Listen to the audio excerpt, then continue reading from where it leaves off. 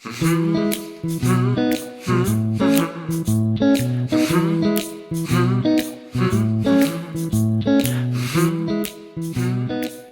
am joined for this segment by Ryan Luis Rodriguez of the One Track Mind and the Reels of Justice podcast fame. Two award-winning podcasts. Let me just write down. I'm going to send you some awards here. Award-winning. Can I get a Clio? I really want a Clio. That's I don't even know what a Clio is, but I want that.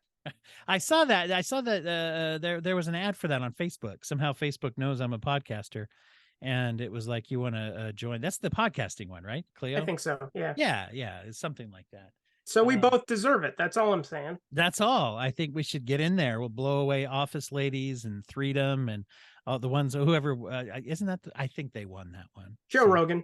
We got to blow away Joe Rogan. Oh, yeah, for sure. That guy needs to be taken down a 5 peg or 2. We're making hashtag goals here for podcasters. We have to, someone's going to hear this and go take down Joe Rogan. Well, actually, you know what? That's okay. I'm all right with that. You know what? Yeah, I can live. I live. Well, so we are together again for the first time. Not the first time even on this show. Actually, you've been on my show before. Yes, I have. I talked about crying over Cars 3. It was a very proud moment in my existence. That's right. Yes. This is a take off of that. We'll get into whether or not and how much we cried. Spoiler alert, if I watched any movie, I probably did at some point. That's kind of in my wheelhouse. But we are going to be talking about the powers of film and storytelling as applied to addiction, as this is, of course, an addiction awareness event that's happening today. And I must say, not only am I grateful, of course, to be talking to you, Ryan, but also this pre-recorded segment helps because it's 45 minutes to an hour of me being able to take a break from the live broadcast. So that's dope as well.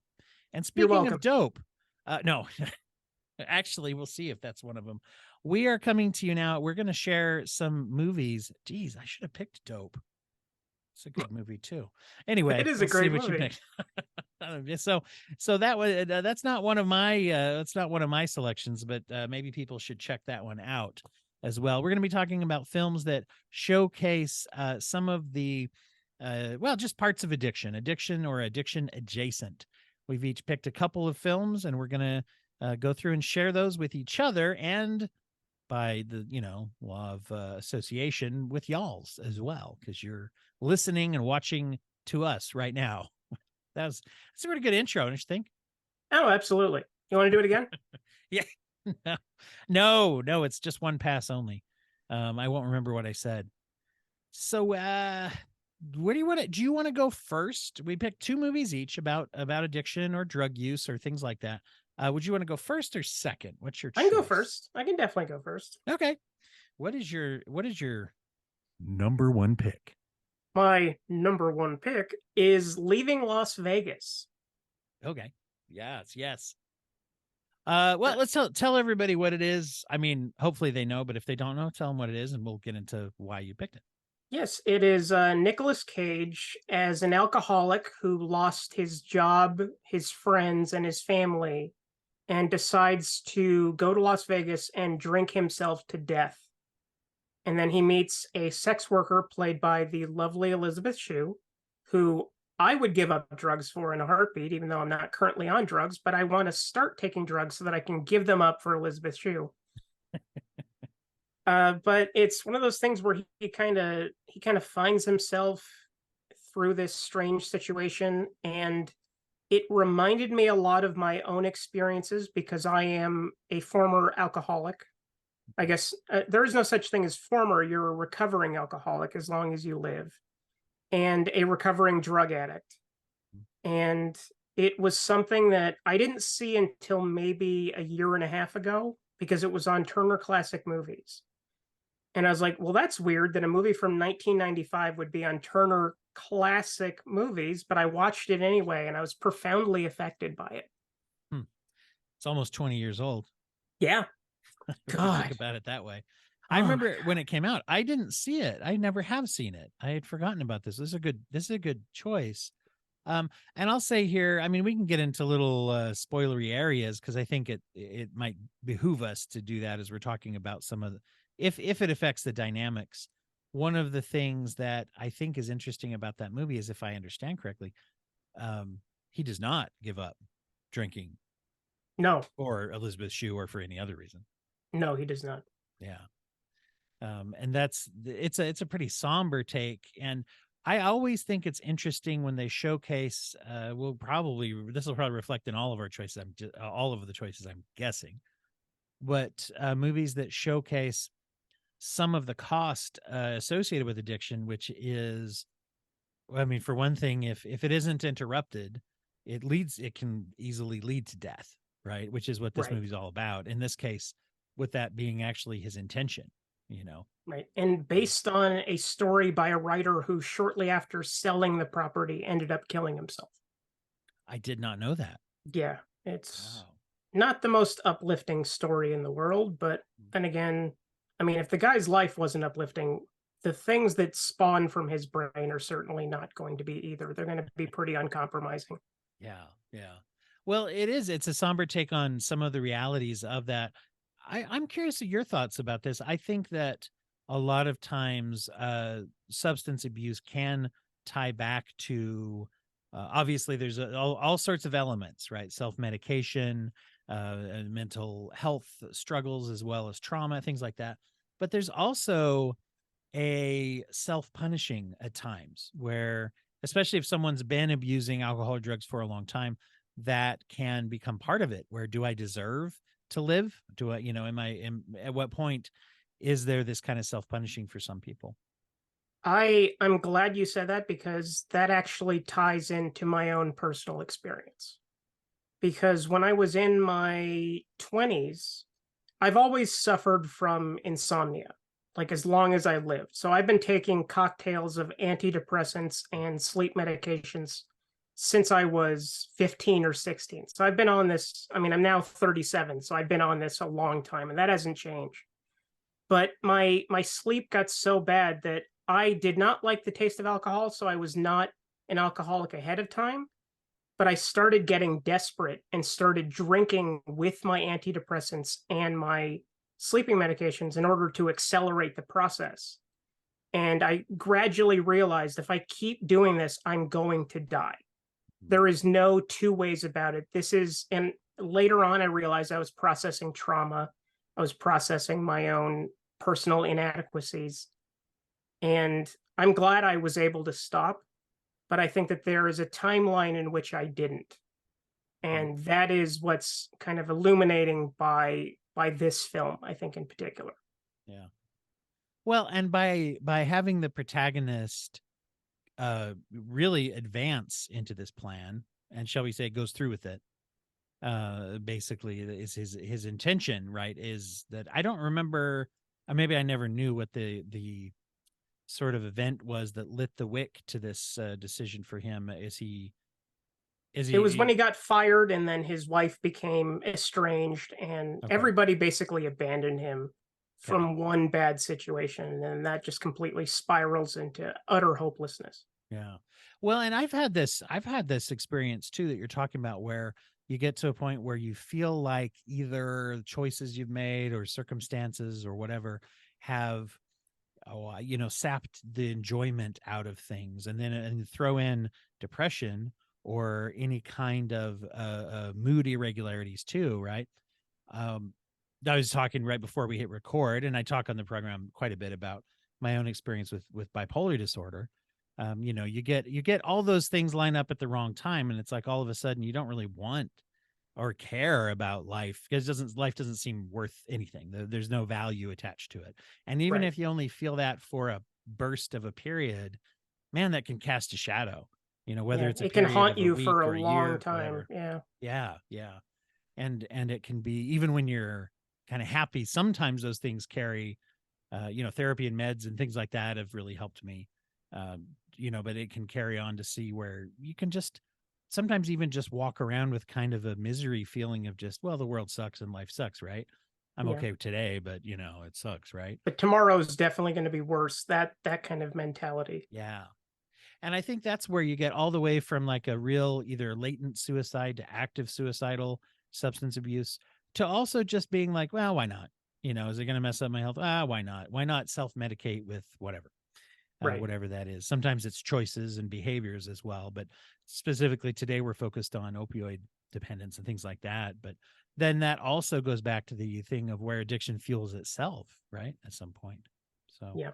that's a great choice. And you know, I'm gonna let's see. So I gotta decide which one I'm gonna do first. I'm gonna lead that into no, I'll go with this because we're talking about alcoholism in the movies.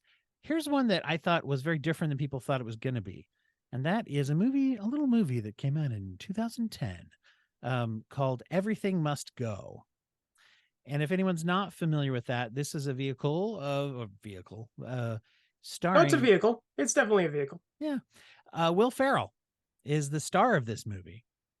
And the premise of the movie lined up to give people the wrong expectation. Let me put it this way. Um, Similar to, like, you ever see Stranger Than Fiction? I'm sure you have. Yes, I did. Yeah, that was another one. I remember seeing it in the theater, and there were some teenagers sitting behind me who were not prepared for this iteration of Will Ferrell being fairly serious in some parts. And downtrodden. And downtrodden. Yeah. So in this one, this even takes that to the next level. The premise is that he comes home from a business trip, this character, and he finds all of his stuff on the front lawn of his house. And his wife has moved everything out onto the front lawn and wants him to leave, basically, right?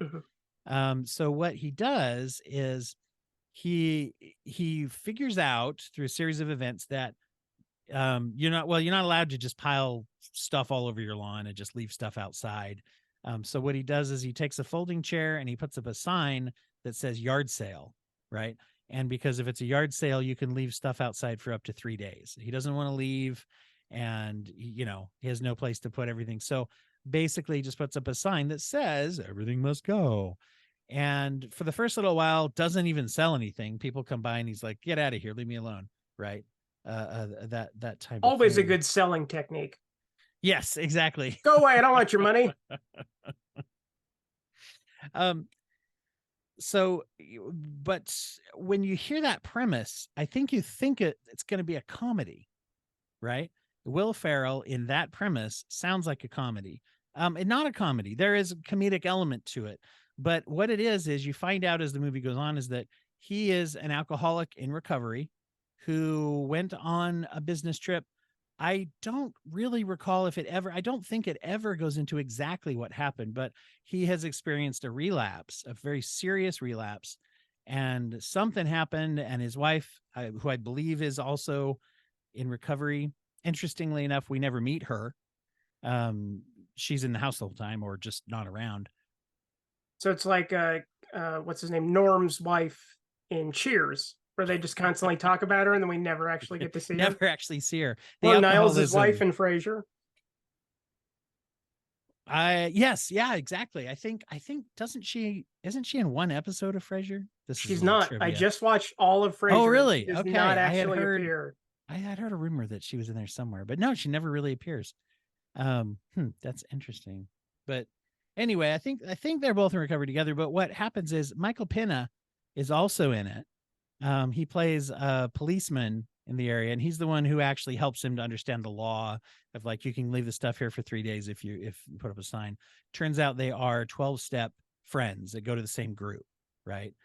And he knows what's happened, and he's feeling for him, that and is somewhat trying to help. It goes into the nature of their relationship as well. But so here he is, and at this point he's still, when in the movie starts, he's still drinking. He's still well within this relapse, right, that he's experiencing. And so there's this whole catharsis of, well, everything must go, and it goes from there. So did you ever see this, by the way? I have not seen this. When I worked at Blockbuster, we had it, but I was dissuaded by the presence of Will Ferrell, who I had gone from loving to then being like, okay, so he's the same guy in every movie, and no thank you. And then swinging back to being interested in him again when he started really branching out and taking on new roles. But I looked at this cover that we had there, and I assumed that it was just a dumb Will Ferrell comedy. because it's the, you know, the typical sad sack picture of him on the front, and so it, and big flashy letters, it lulls you into this fake sense of security that it's going to be a Yeah. movie that you've seen a million times before.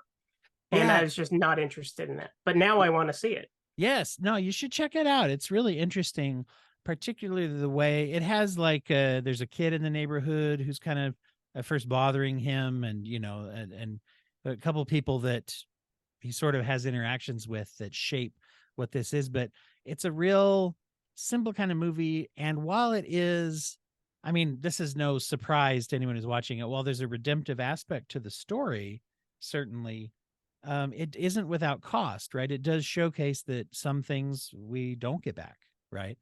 Mhm. And some things, even if there is recovery, there's sacrifice, there's cost, and nothing's perfect, right? Right. And not just for him. There's indications that other people in recovery, that's one thing that I think is important, is that getting into recovery from addiction is not becoming a perfect person. And I feel like some of the lesser adaptations and stories about addiction try to showcase people in a way that almost makes them these kind of like self-improvement superheroes, right? That Yeah. it's like, oh, and they're this like sainthood kind of but no, it's just becoming a person that is engaging with, as they say, like reality on reality's terms, or embracing a more healthy, trying to be well adjusted and healthy like we all are. But yet it's complicated. We're still complicated people. We Yeah. still do things that are unwise or foolish or selfish, as well as selfless and helpful to other people as well. So Like I think nothing it is showcases that. guaranteed. I think that's the ultimate lesson of addiction, Yeah. is that we think that when we're in the throes of something and we acknowledge it, that we are, pardon my French, that we're fucked up and that's it. Hmm. And that, oh, what, or if we get over the hump and we say, well, now that I've kicked that out of my life, now my life is going to be great. And Yeah. it just means that you've turned into a new chapter. Possibly you've dog-eared a page and maybe you'll go back to that page. But with, with all the hope in the world, maybe you've moved on to something else, but there's no guarantee whatsoever that anything will actually get better around you. You might become a more self-aware person, but really that's all you should be trying to achieve anyway. You should just Yeah. be trying to be the better person of yourself that you can possibly be. Yes. That's a really good point. One of the things that it showcases here too is the judgment that he does face of being reduced to his addiction, being reduced to his habits by how this impacted his job and things like that too, and by the way people look at him. And I like that as well, because in sort of balance out what I just said, I guess, right, is that oftentimes there's lots of assumptions that are made about people that, oh, this is who you are, this relapse is who you are now, and look at you and this. And so being able to transcend that, most importantly in our own self-image, right, in our own mind, to transcend Right. that. So it's a great movie, I would suggest. And be honest, while I think I knew that it wasn't a madcap comedy or whatever, but I used to go with this group of friends. It was like a guys movie night, but we specifically targeted more like indie movies and things like that weren't as much. And so we saw this in a little, it was showing in an indie theater anyway, in the area. And we kind of went in thinking, oh, is this going to be comedy? What is this going to be? And everybody walked out thinking that was great, but it was, not what we expected, in a good way, just Right. like you said. So, all right. Well, all right. What's your number two? My number two is a movie from 2012 by director Robert Zemeckis, who has definitely seen better days, and it's called Flight. Oh, phew. That's not the, you mentioned 2012 and I was like, uh-oh, was mine one by Robert Zemeckis? Okay, not Flight is mine. So we're good. It's always good when yours is not Flight. No, it's a Uh, great choice. It just was. I'm just glad we didn't have the same one. but it's about a pilot played by Denzel Washington in a performance that in a better year would have gotten him an Oscar, much like Nicolas Cage got for Leaving Las Vegas, but it did not, even though Denzel Washington is possibly our greatest living actor.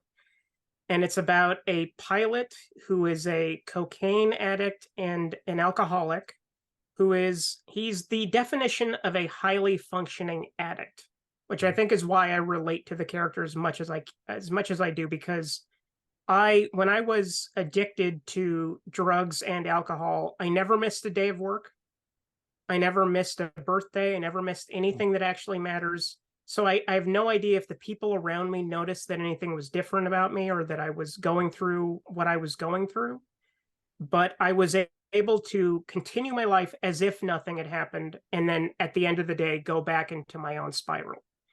And so he, as a pilot, one morning, the plane that he's co-piloting has a mechanical malfunction, and he has to invert the plane over a field in order to stop it from spinning out. And in doing so, saves everybody except for four passengers and, or no, four crew members and two passengers. And the NTSB tests his blood while he's unconscious and finds out that he's been under the influence of both drugs and alcohol. So he has to go through the whole rigmarole about it, and they try to figure out, if he wasn't on drugs, would he be able to flip the flight?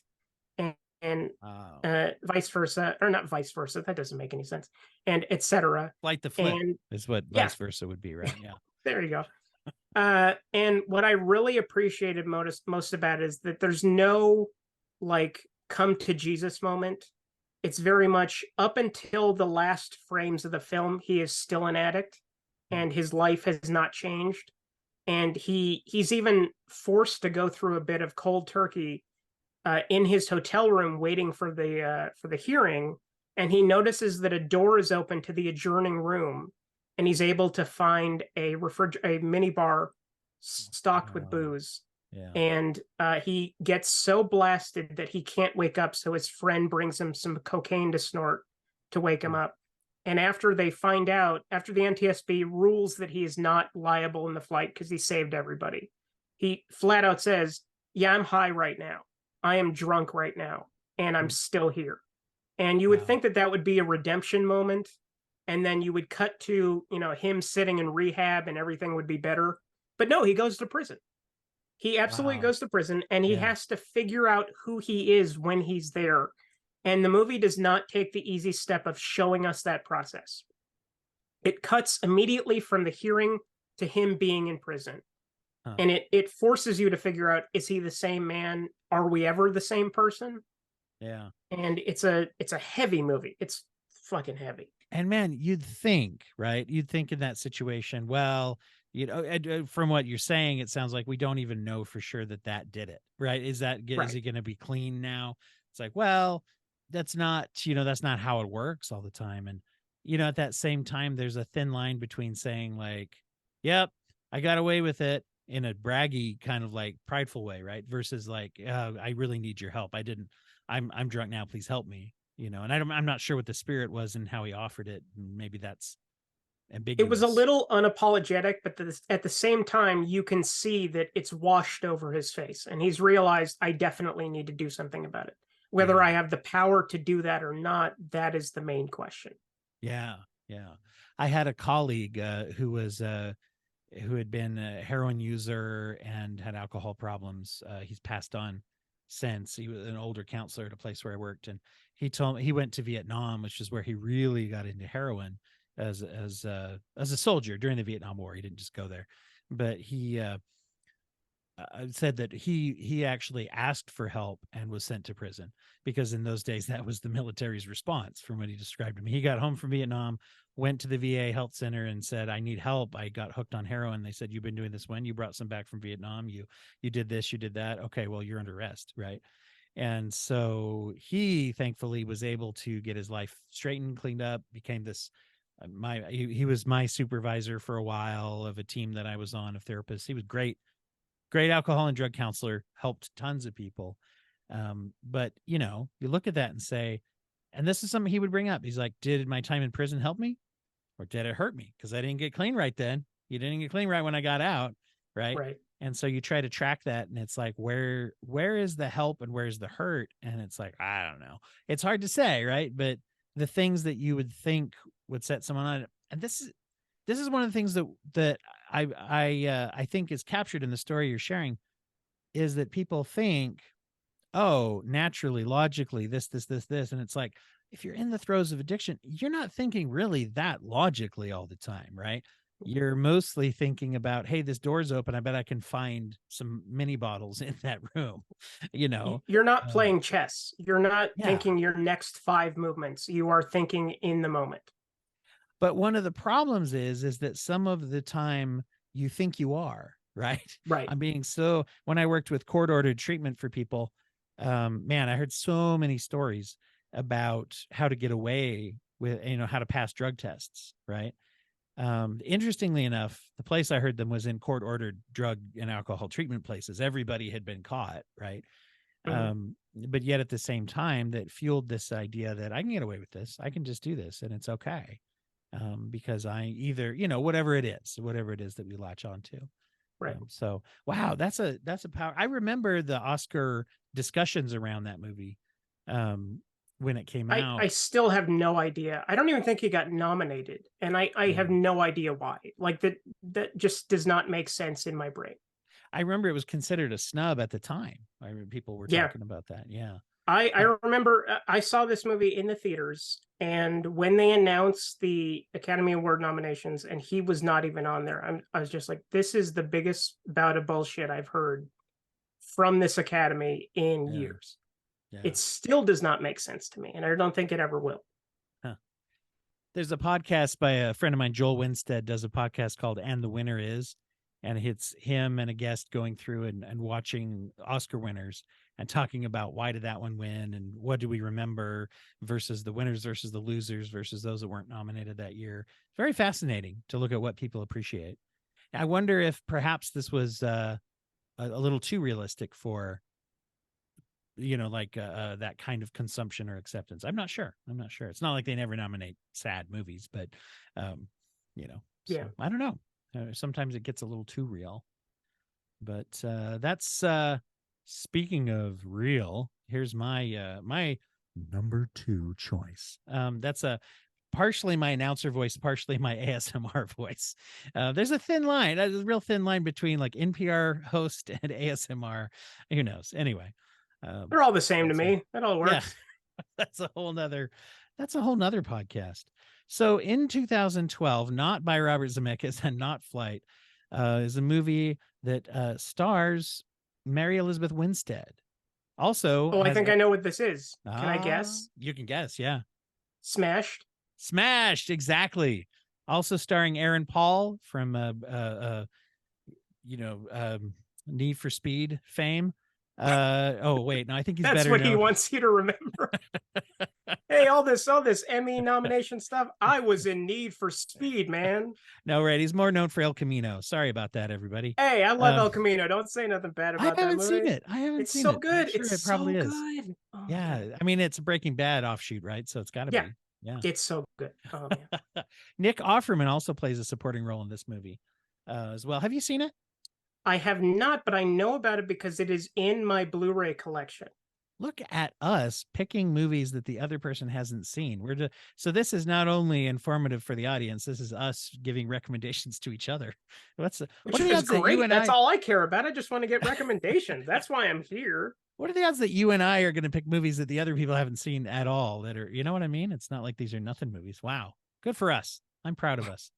So in this movie, great movie. I was lucky enough to be able to see this at the Sundance Film Festival. Which Brag. I know that's I'll mention it whenever I can. It's near my home. So, and I had a friend who taught me how to get tickets to it, which turns out wasn't that complicated, but I always thought was. Anyway, the movie Smashed it's very interesting depiction, and it also showcases some of this sadness and loss that is inherent to it. So Mary Elizabeth Winstead plays a teacher who is an alcoholic in active throes of addiction and alcohol abuse, right? Her husband, Aaron Paul, is also, and the really there's a couple really interesting things about their relationship. You get right from the get-go that they're both caught up in this very self-destructive use of alcohol. And at the same time, their relationship, aside from the fact that they drink together, is not toxic or unhealthy or anything. It's quite healthy, actually. They really care about each other a lot. You know, they seem to have this real tight connection. And the one thing that's unhealthy is that they drink together, right? Hmm. And they drink to excess and to the point where the opening scene of them, one of the opening scenes, somewhere in the first couple minutes, is them waking up and him teasingly saying to her, like, "Hey, look at this, you peed on me," you know, and they laugh about it a little bit, right? That it's like kind of normal, that stuff like that might be normal in the lives they're having. She is an elementary school teacher, and once again, early on, you know, it also showcases how there's this functioning, struggling to keep being functioning in the addiction, as you mentioned that earlier, right? And she actually throws up. She's got a hangover at school. She vomits in the classroom, and the kids are like, "Are you okay? Are you okay? Are you okay?" And in desperation for trying to calm them down, she tells them, "Yes, I'm just sick. Are you sick? Why are you sick?" And you know, I just it's at some point morning sickness. She tells them she's pregnant, right? And Hmm. then that gets around. All of a sudden the other teachers are saying, "Oh, congratulations, you're pregnant. You're pregnant." Which then of course creates the need to say, now, if this were like a silly movie, that would be she'd have to try to maintain, but at some point when it's not showing or not happening, then of course, right, that's a lie that's going to come back. And it Right. doesn't make it it's not, it's a movie with a few, you know, it's got a few little, Nick Offerman's in there, so there's a few little chuckles, but not not a comedy at all, right? You think of that moment of being like, why did I even say that? And now everybody at my workplace thinks I'm pregnant. And how am I going to deal with this in a way that's not going to get me fired, right? Which being drunk or hungover as a teacher probably would affect your career success, I would think. And serves as a metaphor because, I mean, it's the constant lie that you have to tell that I'm okay, nothing's Mhm. wrong with me. Yeah. And you have to try and get people to go along with it, especially if you're in a desperate situation. Mhm. That you need the outside validation. You need other people to tell you, "Oh, everything's great," Yeah. so that it'll trick yourself into thinking, "Yeah, it is. I'm fine. I don't need to change my Exactly. behavior." Yeah. There has to be that justification. One of the other teachers, is played by Nick Offerman, picks up on, he sees right through what she's going through. At one point, he says to her, "I know what's going on in your life. You should come with me to a meeting." And it turns out he's in alcoholism recovery, and he's a 12 stepper kind of guy. And he invites her, and this starts her being interested for the first time in this idea of being clean from alcohol. And it just goes from there. And one of the, I think, the big strengths of the movie is that it showcases how this married relationship that they have, and it's one of the saddest parts of the movie, but the most important, I think, is it showcases that she begins to have a growing realization that even though they're great together in all these other ways, she um she can't get sober in this relationship, you know, Mhm. because her husband is not really interested. He tries to be supportive in ways, and I'll tell you, they have scenes where it just shows them kind of going on a little drive together into some little town, kind of just everything you'd hope you would do with a partner, right, on a Saturday, and just go where he's trying not to drink so she doesn't feel pressured, and then ultimately here's some friends and here's this, and you know, that trickles in, and trying Mhm. to make that work. And there's a really like a painful passionate scene where they end up, she she ends up getting very emotional, and even, I you know, really almost screaming the line at him that, "I can't get sober with you," right? Right. And they split right over it. And it showcases how the difficulties of trying to get out of addiction when you're in a relationship where addiction is a big part, even if it's a great relationship. And that's another thing people don't think about, is we tend to think like, oh, well, using friends aren't friends. Yeah, they are. They're often family, right? They're people who we may love, who love us. And some of those relationships survive that process of going through, and then some take a huge hit, and some of them just don't. You think about friendships and relationships that, in order to be healthy and save a life, that sometimes that has to drastically be redefined, right? Right. So, um, really interesting. And I'll say this for anyone out there. I mean, this is the the very end of the movie. So there you go. You haven't seen it, so plug your ears if you don't want to know. Um, the very last scene of the movie, however, is they have this little game that they made up in their front yard. It's like croquet, some version of croquet, and they're kind of fooling around, and it's this fun little thing in their relationship, right? The very last scene is she comes over to get something or drop something or something like that. You know, they're amicable, obviously.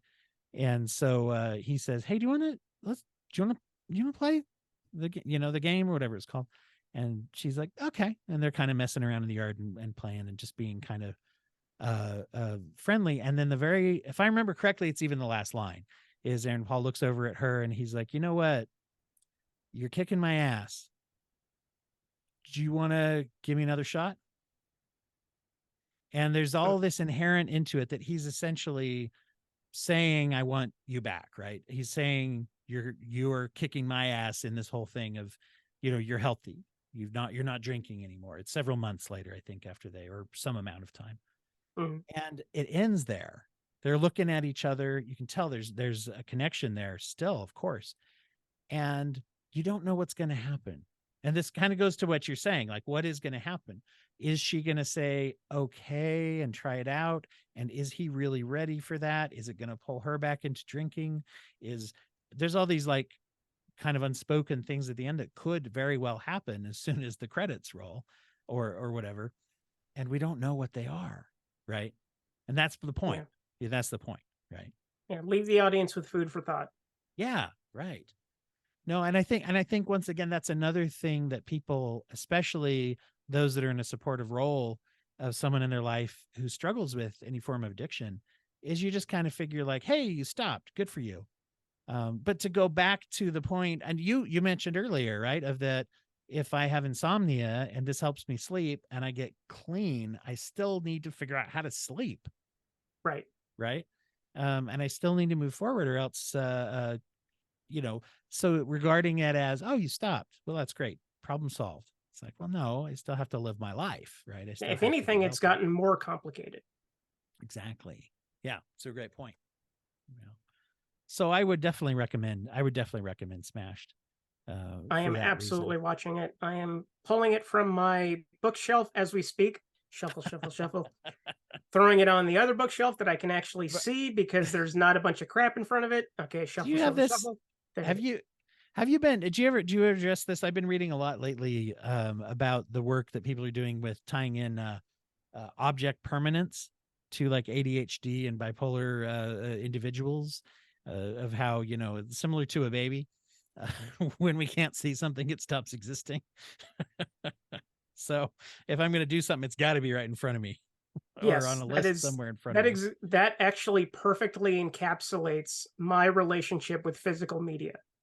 Because I have a bookshelf. I have one of those push up against the wall shelves that I had to build from IKEA that was very cumbersome. Now it works. It's perfectly functional now, but it was a pain in the ass to assemble. And then I have the upstairs of my closet. But I have in front of those movies another stack that completely covers up everything that I would like to look at to remember, oh, I don't need to reach out to somebody to get this. I have it. Instead, I have to keep this mental list in my head, and my memory is for shit. It's terrible. So now I struggle to figure out what I've bought because I've just bought so much crap in my life and I can't see it, and it drives me insane. I see that on Facebook. I struggle with exactly the same thing. I see on Facebook, you tend to post sometimes when you get like a Criterion set or something, right? In fact, I don't know if you're kidding about having a physical copy of Smashed in your house, or if you, I am not kidding. I have it. See, I'm laughing because I'm identifying with this. For me, often it's digital copies as well, but it's the same thing. It's like, oh yeah, I have that. Books, right. Holy cow.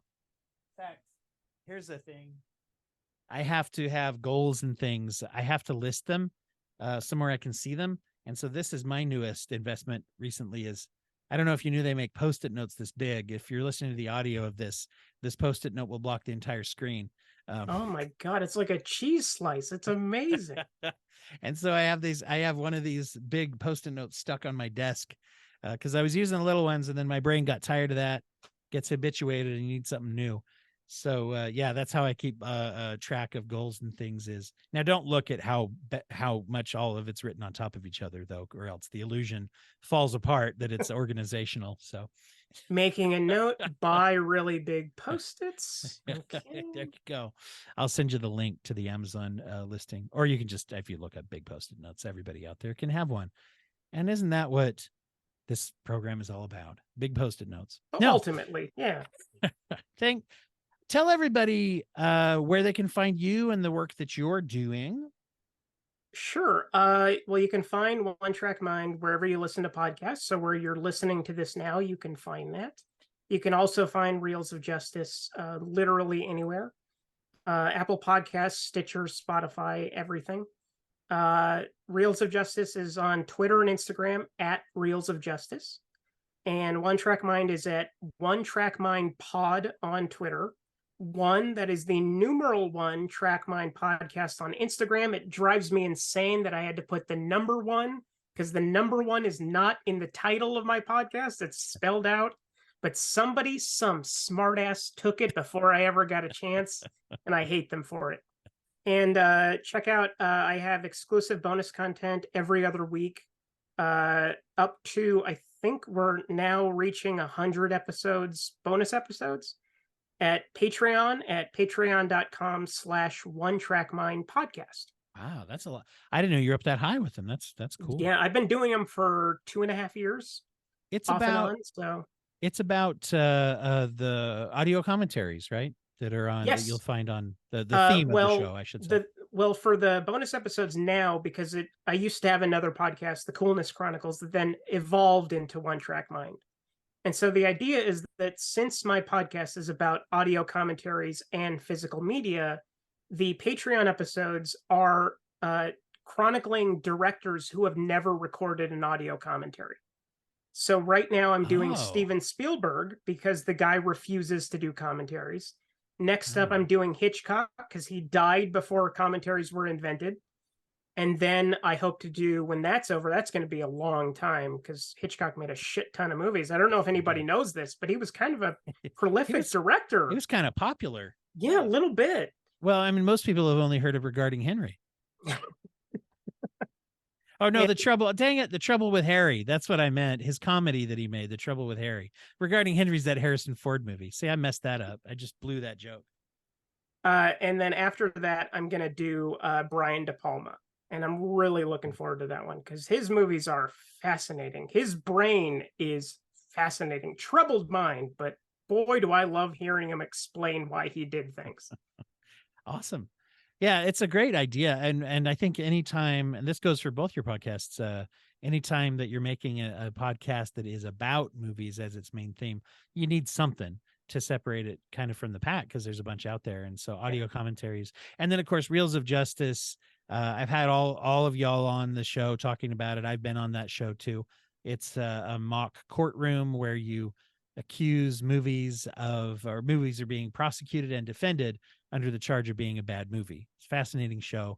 And even though it's a lot of fun and there's a comedic element to it, one of the things I like about it is it really contributes to film discussions that I really don't hear people have anywhere else. Because you pick some movie that a lot of people think sucks and someone has to defend it, or you pick a movie that a lot of people like and someone has to prosecute it. And so you learn to think about stories in a different way, which I think is really cool. Yeah. What I love about doing it is that it is a legitimate conversation. Mm-hmm. It is, even if we are assigned the movie and we're not one way or another, we need to represent it or prosecute it to the best of our ability. And that requires a lot of thoughtful thinking. Yeah. It requires you to actually look at cinema through more than just one lens. Yeah. And when the show is done, our very best episodes are a genuine conversation. Yeah. And I think that's what I'm most proud of. I mean, I didn't come up with the show. That's all Rob. But I am so honored to be part of it because that is ultimately what it boils down to. Yeah.